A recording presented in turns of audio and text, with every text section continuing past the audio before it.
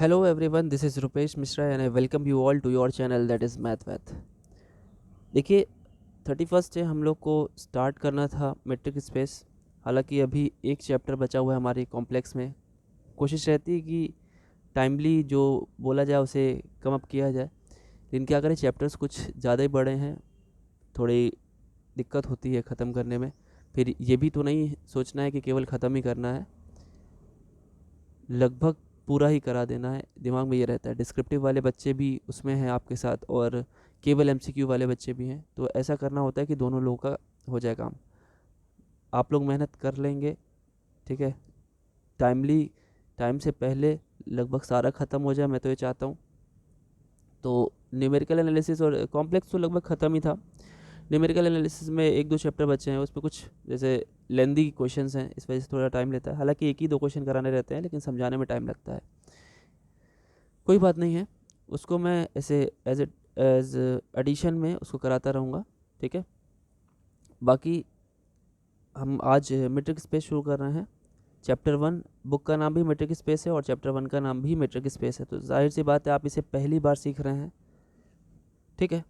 पहली बार सीख रहे हैं तो हमारा चैप्टर 1 जो है उसी के ही लाइक कुछ उस तरीके से, जैसे बेसिक हम लोग एक तरीके से पढ़ने जा रहे हैं। हम लोग क्या करने जा रहे हैं, बेसिक्स पढ़ रहे हैं कि भाई मेट्रिक स्पेस होता क्या है, कहाँ से आया, और क्या एकदम नया है कि या किसी चीज़ से ये रिलेटेड है।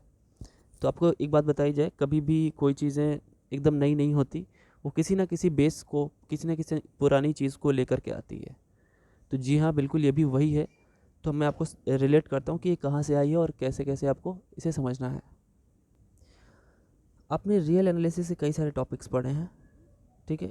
ऐसे स्पेशली रियल एनालिसिस का कोई बुक नहीं थी आपके में, लेकिन आपने इसे टुकड़ों में पढ़ा हुआ है। पहले क्या होता था, स्पेशली रियल एनालिसिस की बुक होती थी, जैसे आपकी कॉम्प्लेक्स एनालिसिस की है।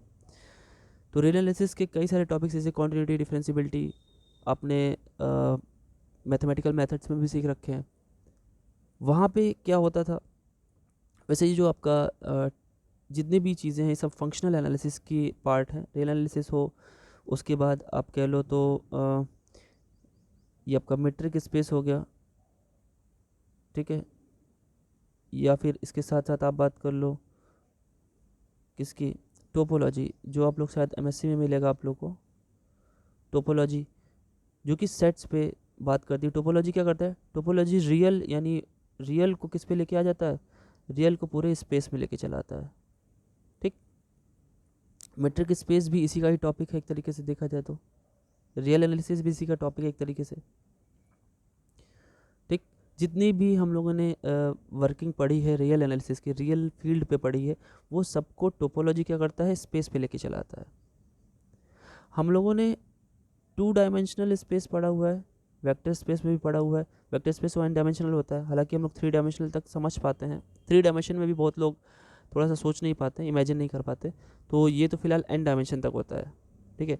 हम लोग की मैथमेटिक्स n डायमेंशन तक डेवलप्ड है पहले से ही, ठीक है। उसमें कुछ एक्स्ट्रा अभी ऐड करने की ज़रूरत नहीं, आपको उतना ही पढ़ने में बहुत टाइम लगेगा, एक उम्र गुजर जाएगी। तो टोपोलॉजी क्या करता है, 2D 3D ऐसे करते करते n डायमेंशन तक हमें लेके जाता है।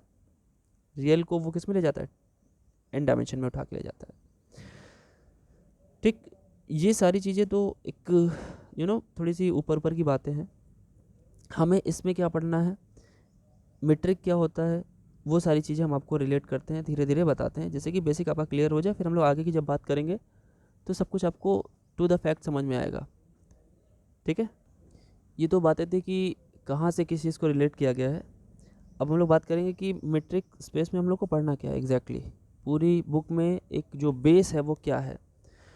तो देखिए, ये एक तरीके से मीट्रिक वर्ड का मतलब जो होता है वो डिस्टेंस होता है, ठीक।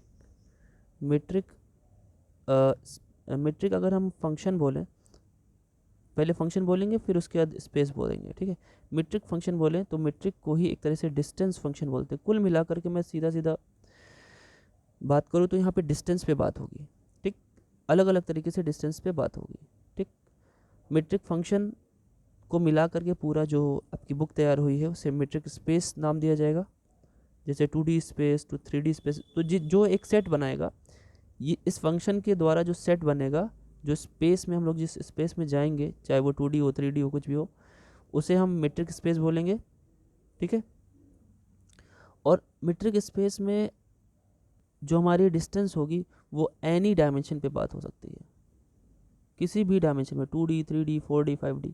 क्योंकि अभी तक रियल में थे तो सिर्फ वन डायमेंशन थी, मैं आपको वो भी समझा रहा हूँ। देखिए, जब आप बात करते हैं रियल में, रियल के केस में, यानी वन डायमेंशन में, अगर आप वन डायमेंशन मीट्रिक स्पेस की बात करेंगे तो कैसा होता है। देखिए, रियल लाइन बना दी मैंने, ठीक है।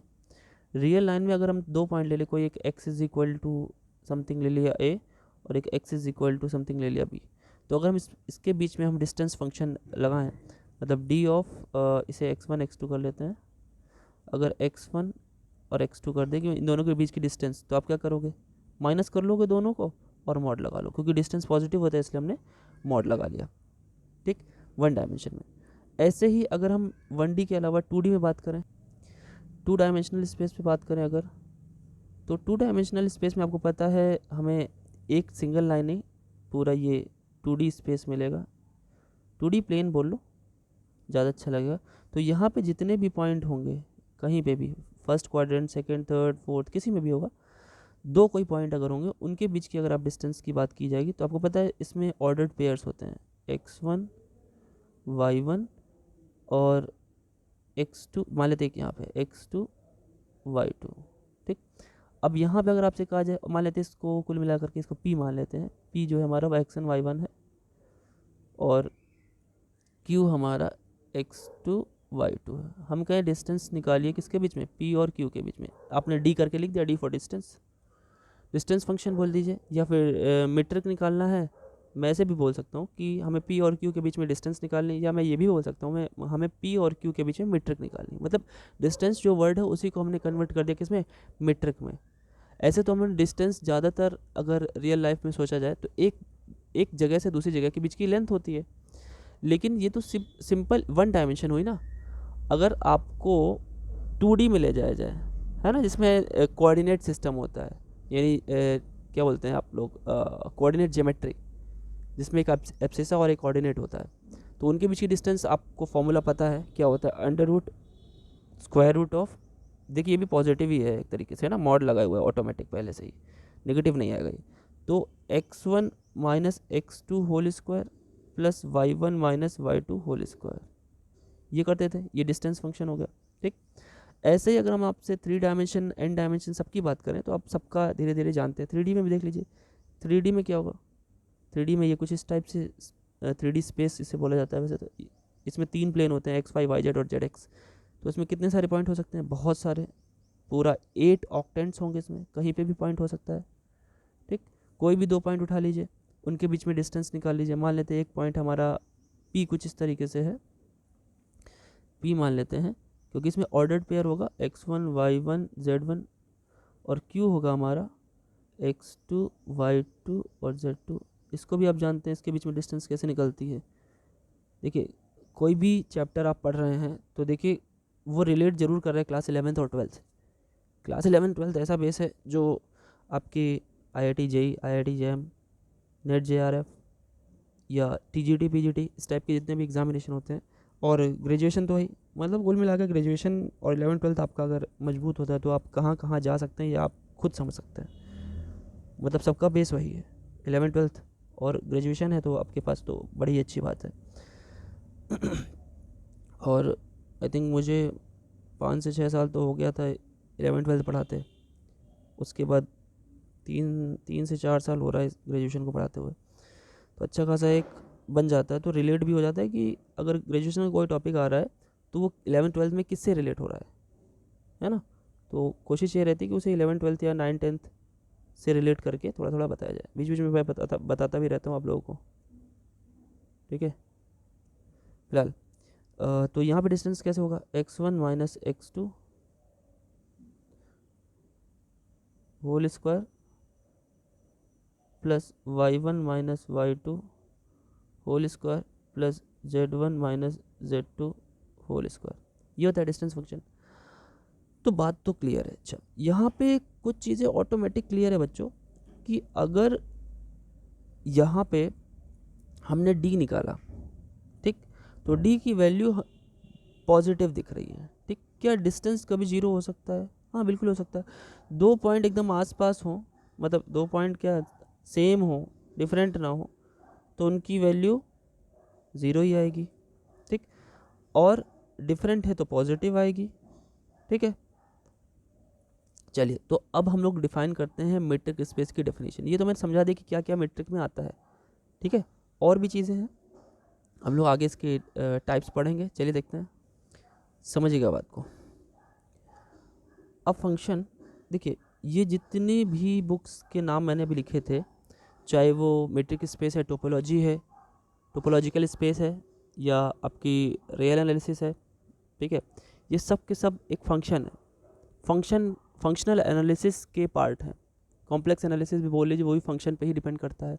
सब कुछ, पूरी दुनिया एक फंक्शन ही फंक्शन है। हर जगह देखो फंक्शन हो रहा है, शादी ब्याह का भी फंक्शन हो रहा है।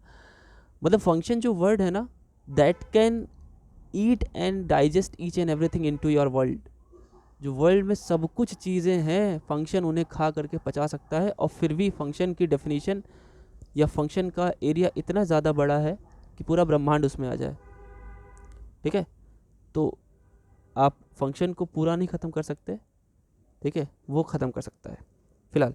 तो जो जो मिलता जा रहा है उसे आप ख़त्म करते चलिए।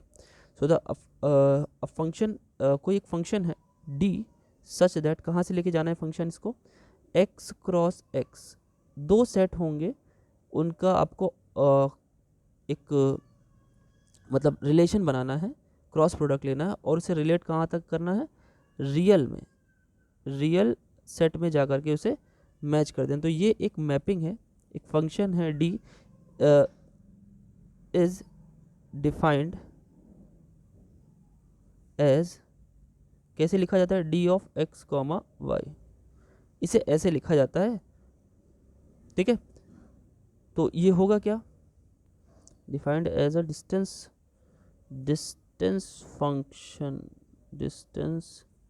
फंक्शन,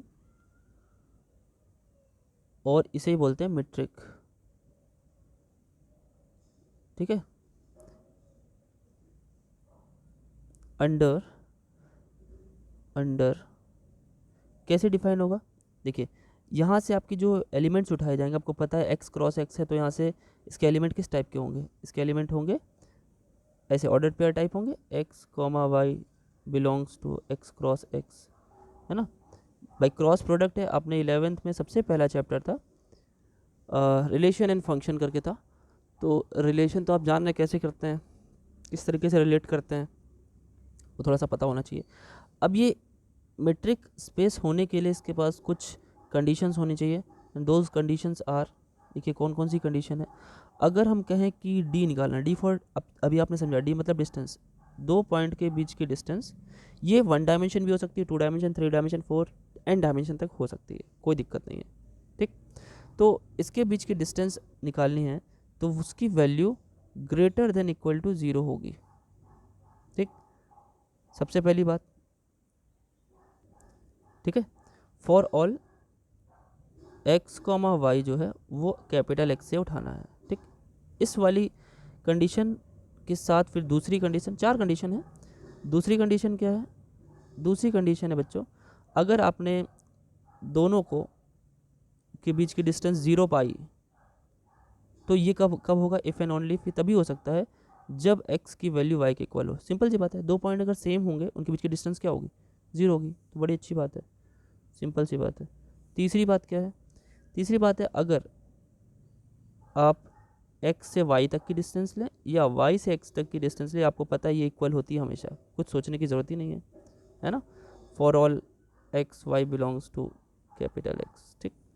जो fourth and the last one is, जो कि बहुत ही इम्पॉर्टेंट है, कि अगर मान लेते हैं हमने कोई डिस्टेंस निकाला एक्स और वाई के बीच का, ठीक, ठीक है ना, तो उसकी वैल्यू, और एक्स और वाई के बीच में हमने एक पॉइंट और निकाला, जैसे मान लीजिए ये है एक्स है, ये वाई है, ठीक है, और एक हम जेड ले लें यहाँ कहीं, तो एक्स से वाई तक की डिस्टेंस जो होगी, और हम एक्स से जेड तक की डिस्टेंस निकालें और जेड से वाई तक की, तो आप देख पा रहे होंगे एक्स से जेड तक की डिस्टेंस अगर हम लिखें एक्स जेड, ठीक, और उसको हम जोड़ें Z X sorry Z Y से,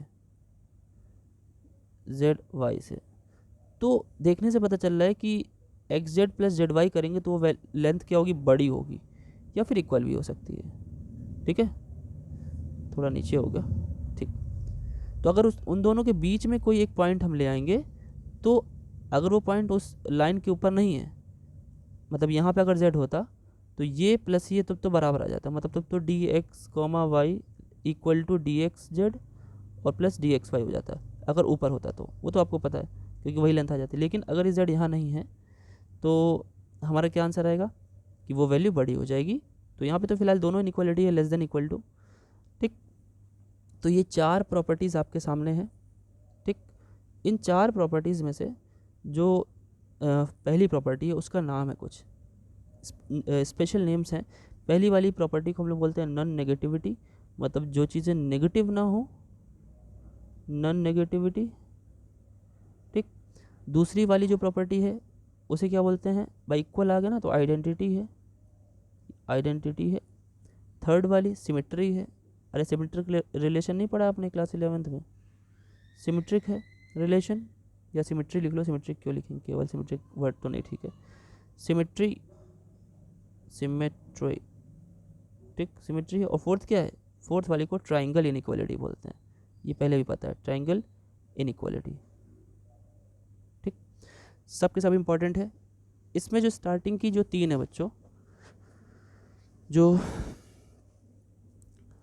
आपके सामने 3 प्रॉपर्टी स्टार्टिंग की, फर्स्ट सेकंड और थर्ड, इन्हें बोलते हैं मीट्रिक एक्सियम्स।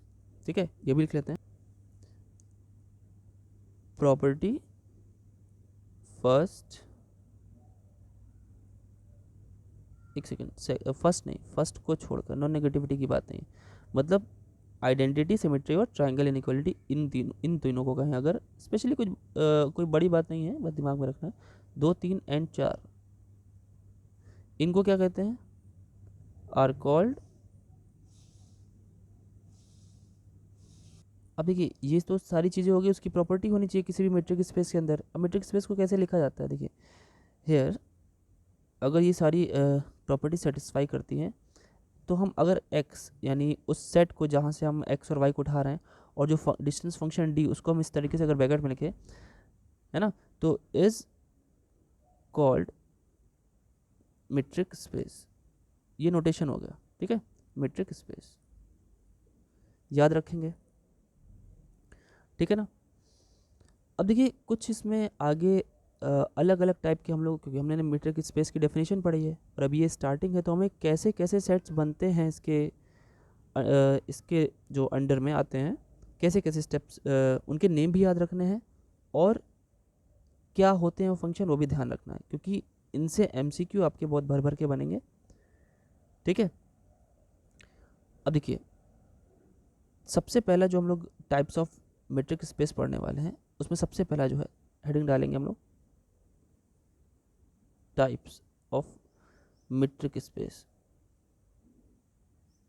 ठीक है, अच्छा इसमें तो वैसे भी बहुत सारे एक सेट पे तो कई सारे मीट्रिक डिफाइन हो सकते हैं, इनफाइनाइट टाइप के हो सकते हैं। ठीक है, लेकिन वो सारे के सारे इन चारों प्रॉपर्टी को होल्ड जरूर करेंगे। ठीक है, तो सबसे पहला जो हमारा इम्पोर्टेंट जो टाइप है इसका, वो है द डिस्क्रीट मेट्रिक।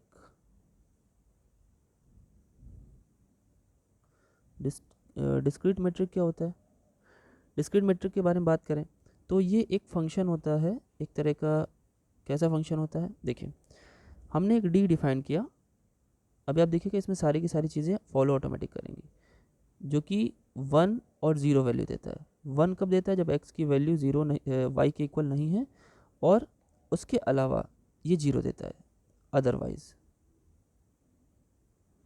अदरवाइज कह लो, चाहे x is equal to Y कह लो, है ना। कह रहा है कि इसे चेक करना है कि ये डिस्क्रीट मेट्रिक है। अच्छा इसका एक और नाम है, डिस्क्रीट मेट्रिक बोलो या फिर इसे बोलो ट्रिवियल, ट्रिवियल मेट्रिक। किसी x सेट पे ये एक ट्रिवियल मेट्रिक है, सेट तो वही x है हमारा, x क्या हमारा सेट है, ये चीज़ याद रखिएगा, दिमाग में रहना चाहिए ये चीज़।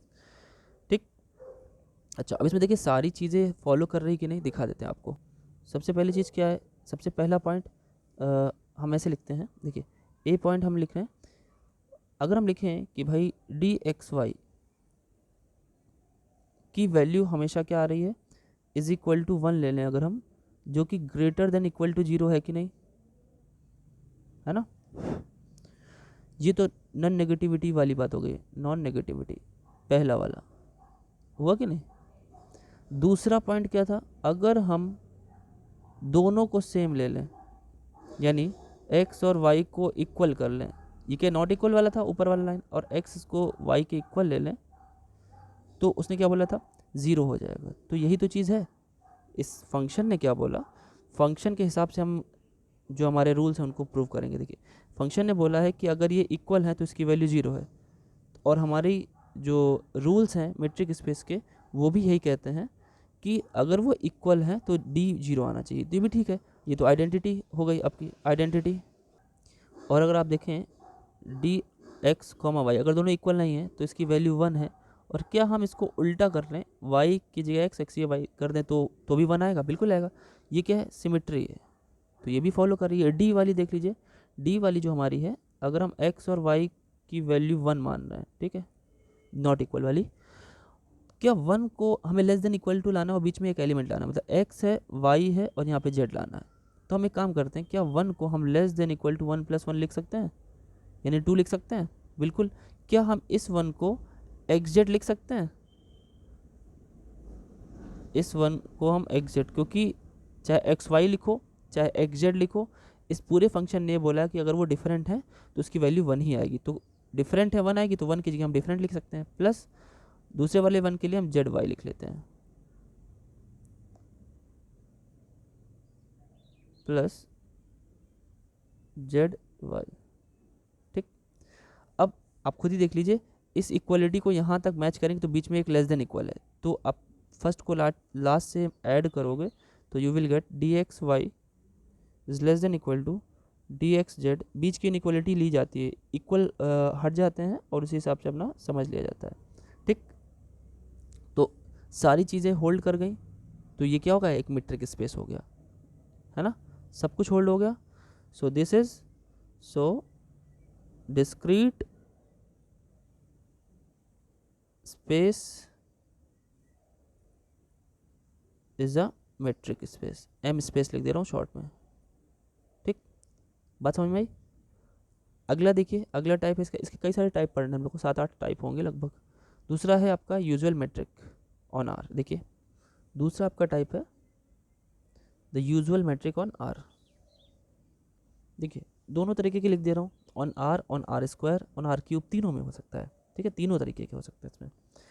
चलिए देखते हैं क्या है। अब अगर हम बात करें आर वाला तो पहले ही बता चुका हूँ, वैसे आर के जो आर है हमारा रियल यानी 1 डायमेंशन, उनके बीच में डिस्टेंस का फंक्शन, तो मॉड लिया जाता है, आपको पता है ना। तो यहाँ पे जो मेट्रिक डिफाइन होगा हमारा D of X comma Y, मैं आपको सारे तरीके बता दे रहा हूँ। इसमें क्या होगा, मैंने बताया ना, दो पॉइंट्स के बीच की डिस्टेंस का मॉड लेते हैं, जैसे यहाँ बताया था, क्या था, कहाँ गया, जो पहला वाला बताया था, ये वाला एकदम पहला पेज, ये दिख पा रहा है आपको, ये वाला, यही तो है। वहाँ पे एक्स वाई लिख दिया, यहाँ पे ए बी था, कोई दिक्कत नहीं है। तो ये वही चीज़ यहाँ पे लिखना है, बस ये बताना है मुझे कि ये कैसे मीट्रिक होगा। तो देखिए रिलेट करिए, चारों के चारों पॉइंट्स हम यहाँ पे आपको रिलेट करके दिखाते हैं। सबसे पहला पॉइंट क्या था हमारा, सबसे पहले था नॉन नेगेटिविटी, है ना। देखिए तो क्या होगा भाई, सबसे पहली बात, ये मॉड है, तो देखने से पता चल रहा है अगर आप डिफरेंट लेंगे तो you will get greater than और इक्वल टू वैल्यू, लेंगे ना, होगा ना। For all X comma Y belongs to R, for all X comma Y belongs to R. ठीक, वो तो हो गई। बी पॉइंट अगर देखा जाए तो जो अगर हम दोनों को सेम ले लें, तो ये बताइए अगर डी एक सेकेंड, हम एक्स कॉमा वाई की वैल्यू 0 चाहते हैं तो हमें क्या करना पड़ेगा, बोथ साइड इम्प्लीकेशन होता है, पता नहीं वहाँ बनाया था कि नहीं। X is equal to Y लेंगे, एक चीज़ रुकिए ज़रा, यहाँ पे शायद रह गया ये, हाँ, इफ़ एंड ओनली का मतलब तो फिलहाल पता है आपको। यहाँ जो इफ़ एंड ओनली का जो लिखा है मैंने, इसका मतलब एक चीज़ और होता है, बोथ साइड इम्प्लीकेशन भी आप बना सकते हैं। मतलब ऐसे, इफ़ एंड ओनली इफ़ का मतलब होता है इधर भी इधर भी, क्योंकि केवल इस वाली कंडीशन की वजह से हम लोग एक नया मैट्रिक पढ़ते हैं जिसे स्यूडो मैट्रिक बोलते हैं। उसमें लेफ़्ट से राइट तो आ जाता है लेकिन राइट से लेफ़्ट नहीं आता है। तो इफ़ एंड ओनली भी, इफ़ भी समझ लीजिए, या फिर ऐसे एरो बना हो सकता है।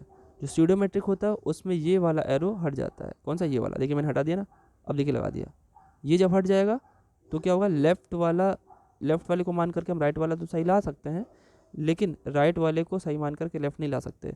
तो उस वाले मैट्रिक को स्यूडो मैट्रिक बोलते हैं। लेकिन यहाँ पे क्या है, यहाँ पे हमारे दोनों होंगे। एक सेकंड इसको हटा दूँ।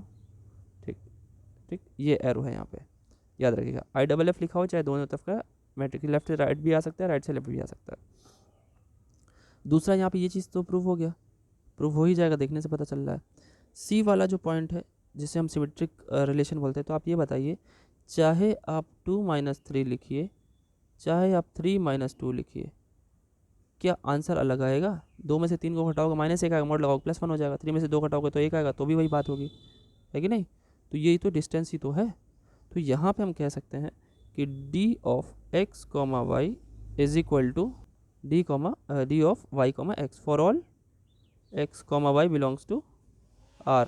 ओके, चौथा पॉइंट देखिए, डी पॉइंट में क्या था? कुछ नहीं, मॉड की तो खुद की एक फैसिलिटी होती है कि मॉड को अगर आप तोड़ना चाहें तो लेस देन इक्वल टू क्या करें, इसमें कुछ ऐड करके और सब्ट्रैक्ट कर देते हैं। अरे ऐसे तो लिखते थे, देखिए मैं बताता हूँ आपको। इक्वल टू, अभी भी अगर मैं इसमें z ऐड कर दूँ, z सब्ट्रैक्ट कर दूँ, कुछ इस तरीके से x - z, एक ब्रैकेट में माइनस लगा के या प्लस ही लगा लो, और y - z, वैसे यहाँ पे माइनस लगाने से ही इक्वलाइज होगा, ये हो गया। इसको हम लेस देन इक्वल टू नहीं लिख सकते? आपको पता है मॉड की दो चीज़ों को अलग किया जाता है, तो हम लोग क्या करते हैं, लेस देन इक्वल टू ला देते हैं, क्योंकि वो अलग अलग मॉड होता है ना, y - z, ये तो हमारा फॉर्मूला ही है उसका। तो वो चीज़ देखिए यहाँ पे यूज़ भी होगा, इसे हटा दे रहा हूँ मैं, ठीक है। तो क्या लिखेंगे यहाँ पे, D of x, y less than equal to D of x, z plus, सब उसको डी लिख देंगे, z, y, सारी प्रॉपर्टी होल्ड करें, यानी यूजुअल मैट्रिक जो होता है इसे यूजुअल मैट्रिक बोलते हैं, ठीक है। ये यानी डी एक्स जो आपने ये एक यहाँ पे मैट्रिक लिया हुआ है, इसे यूजुअल मैट्रिक बोलते हैं, और ये अपने आप में क्या है, एक मैट्रिक स्पेस है, ठीक। ऐसे r⁻2 में तो बता चुका हूँ मैं, वही चीज़ यहाँ पे कॉपी कर लेंगे, ठीक है। बस लिखेंगे कैसे, यही सारी चीज़ें लिख ली जाएंगी। यहाँ पे लिख दे रहा हूँ कि किस तरीके से लिखी जाती है यूजुअल मैट्रिक, अगर इसका लिखना हो तो। इसका कैसे लिखेंगे, देख कुछ नहीं करना है, दो अलग अलग वैल्यूज़ ले लीजिए, है ना। क्या होता है वो, जैसे मान लेते हैं यहाँ पे जो हमारा एक, ये याद रख सकते हैं आप, C क्रॉस C से R में मैपिंग होती है। C मतलब वही ऑर्डर पेयर भैया, और कुछ थोड़ी। C मतलब एक कॉम्प्लेक्स नंबर भले बोल ले रहा हूँ मैं, लेकिन इसी को मैं ऐसे भी लिख सकता हूँ, कैसे, Z1 बोलो चाहे X1 Y1 बोल लो, और इसमें से एक उठा लो Z2, जिसको X2, Y2 बोलो, और ये इनके बीच की डिस्टेंस किस में मिलेगी जाके, रियल में। रियल में तो मिलनी ही है, क्योंकि ये मेट्रिक स्पेस पूरा रियल का ही पार्ट है, ठीक है। अब कैसे इसका फॉर्मुलेशन कैसे करेंगे, डी ऑफ Z1, Z2, वहाँ पे मैंने P, Q लिया था, वही चीज़ लिख रहा हूँ, कुछ अलग नहीं लिख रहा हूँ। तो ये किसके इक्वल होगा, इन दोनों के बीच की डिस्टेंस Z1 - Z2 का मॉड। तो कैसे निकलता है, वही फॉर्मूला है, x1 - x2 whole square, y1 - y2 whole square, वही चीज़ है, बार बार लिखने की ज़रूरत नहीं। मेरे ख्याल से एक यूजुअल मैट्रिक समझ गए तो दूसरा भी समझ गए होंगे आप, है ना। ऐसे r⁻3 भी समझ गए होंगे, वो भी यूजुअल मैट्रिक में ही आता है, ठीक। नेक्स्ट देखिए, एक छोटी सी बात यहाँ पे ऐड हो जाती है, क्योंकि हम मैट्रिक स्पेस की बात कर रहे हैं, तो कई सारे फंक्शंस एक साथ आ जाते हैं, तो एक बड़ा ही अच्छा सा एक सिस्टम आ जाता है कि अगर हम रियल में, ये याद रखिएगा, इसका नाम बहुत इंपॉर्टेंट है, अगर हम रियल नंबर में यूनियन ले लें, किसका, -∞ को और +∞ को साथ में ले लें।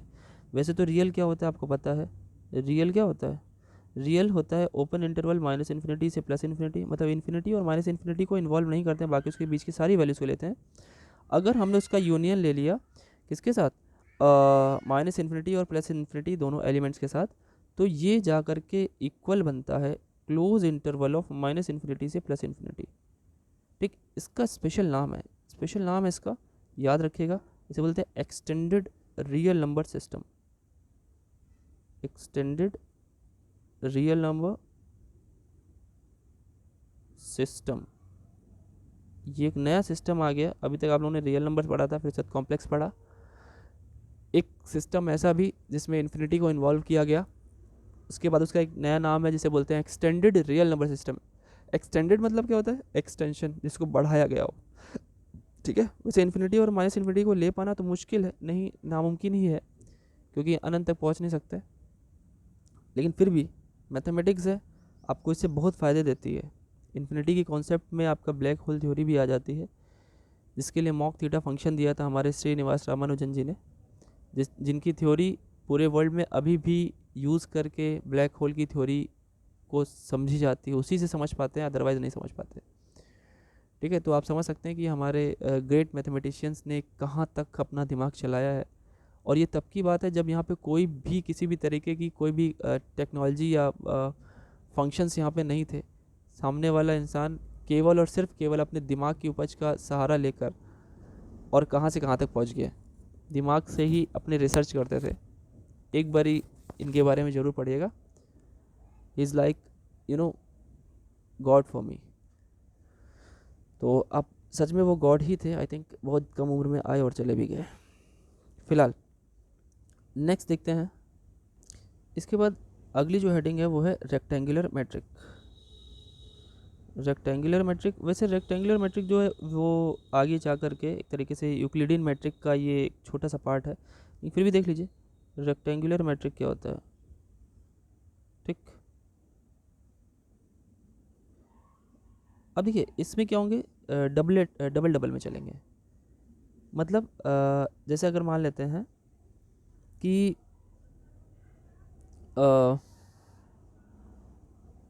कुछ इस तरीके से मुझे देखिए, एक ऐसा फंक्शन ले रहा हूँ डी, एक ऐसा मैट्रिक ले रहा हूँ जो R square cross R square को आर में मैच करता हो।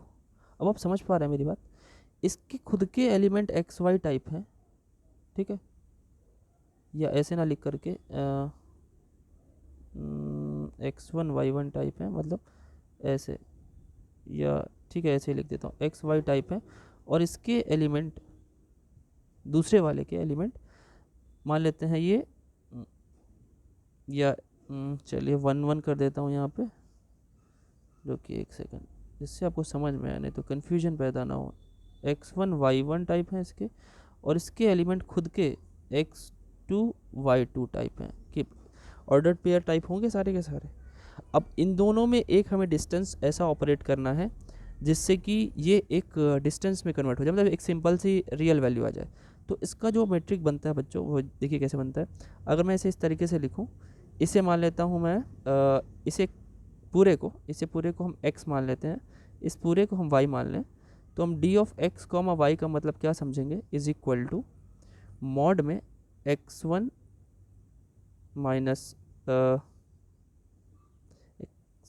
Minus x2 mod plus y1 minus y2, ये समझेंगे हम। ठीक, इसे रेक्टेंगुलर मैट्रिक बोलेंगे। रेक्टेंगुलर क्योंकि अगर मान लेते ये मिल करके एक लाइन बना रहा है, ये मिल करके, अरे मतलब ये एक 2D बना रहा है, ये एक 2D बना रहा है, तो आप ये समझिए दो लाइन ये एक बना रहा है और एक और दो लाइन बना रहा है, तो देखिए क्या बन गया, रेक्टेंगल बन गया ना, इसीलिए इसे रेक्टेंगुलर मैट्रिक बोला जा रहा है। ठीक है, तो ये इस टाइप का हो गया। अब इसमें भी क्या, ये भी सब कुछ सेटिस्फाई करेगा, सारी प्रॉपर्टी नंबर 1 2 3 सब कुछ सेटिस्फाई करेगा। ठीक है, तो ये हो गया रेक्टेंगुलर मैट्रिक बन गया। आगे देखिए, इसके बाद का जो मैट्रिक है उसी से जो आपने पीछे पढ़ा रेक्टेंगुलर मैट्रिक, उसका जनरलाइज्ड फॉर्म है जिसे हम लोग यूक्लिडियन मैट्रिक बोलते हैं। क्या हो गया अपना Euclidean metric on R power N, metric on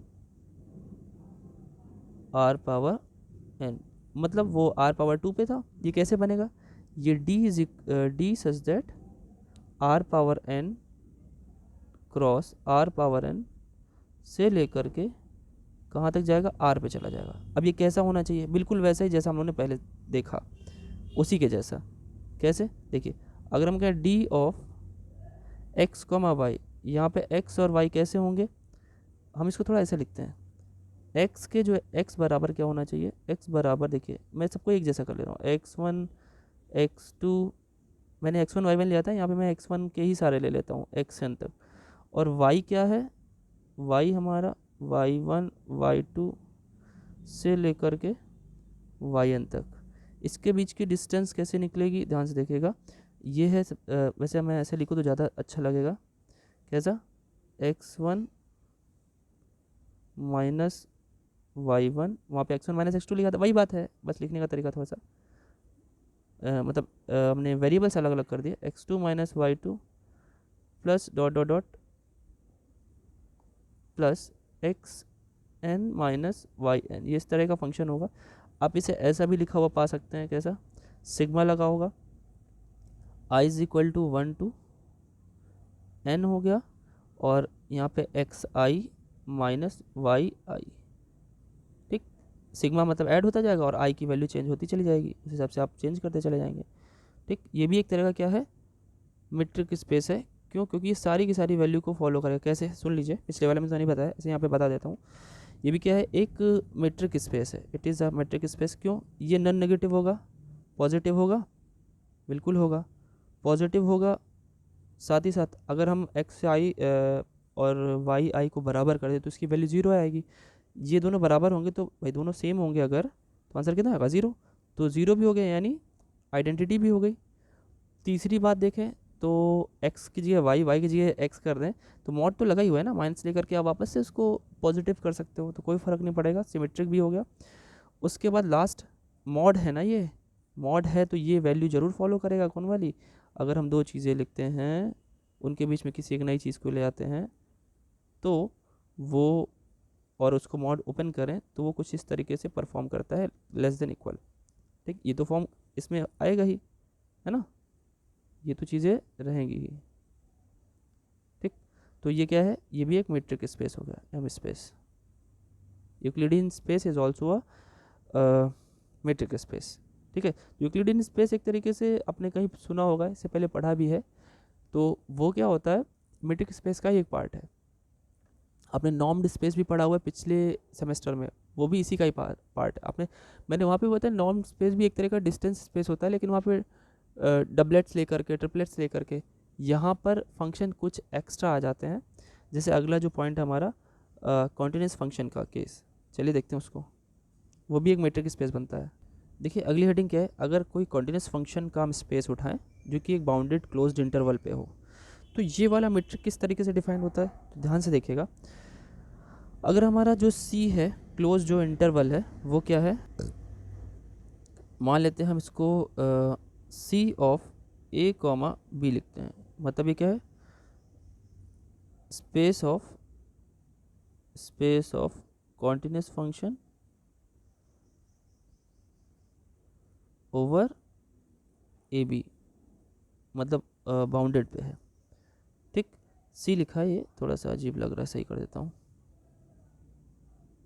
ये आपका सी है, ठीक। तो ये आपका space of continuous functions over A be bounded है। इसका जो अपना मेट्रिक डिफाइन किया जाएगा, डी ऑफ, दो फंक्शन होंगे भाई इसमें, एक्स कॉमा वाई नहीं होगा तो फंक्शन होगा एफ ऑफ जी, तो इसकी वैल्यू क्या होगी, सुप्रीमम लिया जाएगा, किसका सुप्रीमम लिया जाएगा, F of T minus G of T, मतलब इन दोनों की डिस्टेंस ली जाएगी मॉड मैंने पॉजिटिव करके, और टी कहाँ से लेना है, टी ए से लेकर के बी तक में, ठीक। ये एक तरीके से और लिखा जा सकता है, कैसे, अगर हम इसको ऐसे लिखें, ए से बी मॉड के अंदर F of T minus G of T, क्योंकि भाई एक तरीके से सुप्रीमम ले रहे हो, सबसे बड़ी वैल्यू ले रहे हो, तो ये तभी आएगा ना डी टी, इसी तरीके से भी लिखा जा सकता है, ठीक। तो ये क्या होगा अपना, एक तरीके से ये भी जो है मेट्रिक होगा, काहे समझिए, जाहिर सी बात है मॉड लगा है तो ग्रेटर देन इक्वल टू 0 होगा, नॉन नेगेटिविटी। अगर आप दोनों फंक्शन को सेम कर दें, मतलब एक ये और दूसरा भी यही, तो दोनों फंक्शन के एक दूसरे के बीच की डिस्टेंस कितनी होगी, दोनों की एक दूसरे के बीच की डिस्टेंस तो फिर तो 0 हो जाएगी। ठीक, तो वो भी यानी सिमेट्री भी सॉरी आइडेंटिटी भी फॉलो कर रहा है। सिमेट्री करें, एफ को इधर जी को इधर लिख दें, कोई फ़र्क नहीं पड़ेगा, है ना, क्योंकि मॉड की वजह से पॉजिटिव हो जाएगा, यानी सिमेट्री भी है।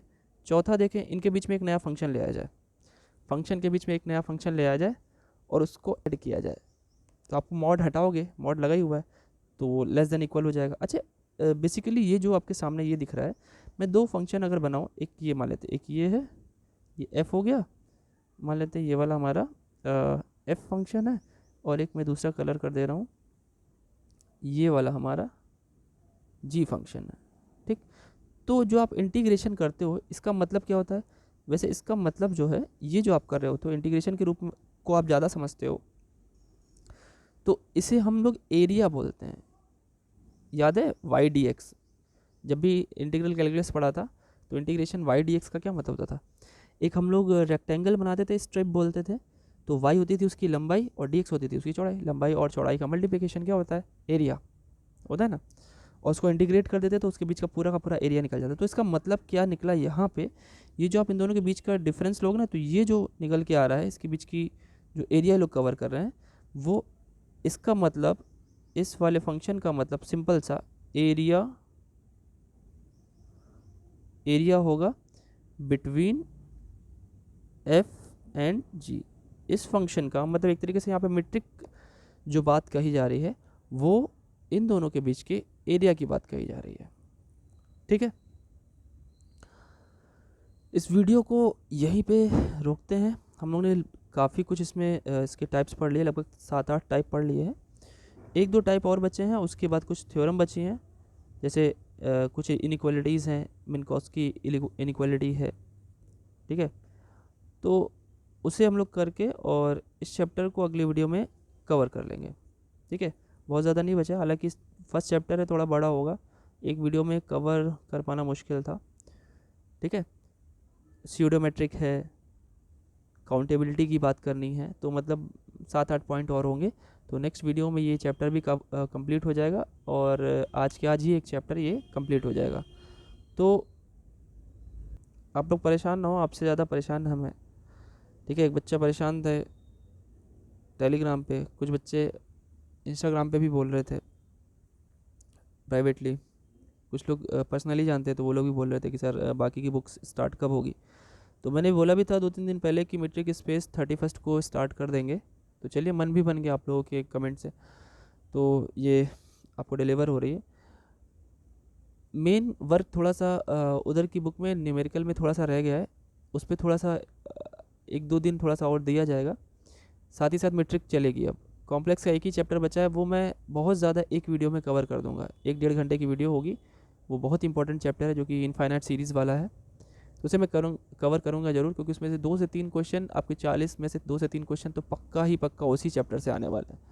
ठीक है, वो जितने भी उसमें टेस्ट हैं आपके, Raabe's test, comparison test, P test, ठीक है, कन्वर्जेंट डाइवर्जेंट और ऑसिलेटरी सीक्वेंसेस जो भी हैं सीरीज़ हैं, लिबनिज टेस्ट, ठीक है, वो सारे टेस्ट जितने भी मैंने नाम लिए इन्हीं में से क्वेश्चंस आते हैं फिलहाल।